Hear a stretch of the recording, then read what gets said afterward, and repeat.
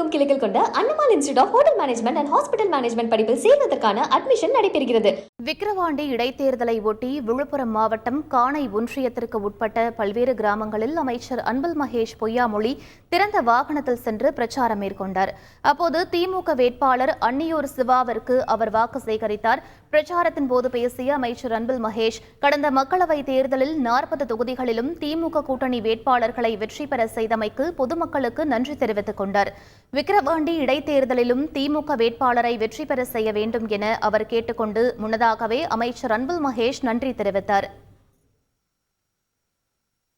முதலில் 40க்கு 40 நாடாளுமன்றத்தில் வெற்றி பெறுவதற்கு காரணமாக இருந்த உங்கள் அனைவருக்கும் எங்களுடைய நன்றிகள். இந்த விக்கிரவாண்டி தேர்தல் 13ஆம் தேதி வெற்றி பெற வைக்க போகின்ற அதற்கும் என்னுடைய நன்றிகளை உங்களுடைய பாத மலர்களில் நாங்கள் வழங்கி மறந்து இருந்து விடாதீர்கள். நமது சின்னம் உதயசூரியன். தமிழகமெங்கும் கிளைகள் கொண்ட Annamalai institute of hotel management and hospital management படிப்பில் சேர்வதற்கான அட்மிஷன் நடைபெறுகிறது.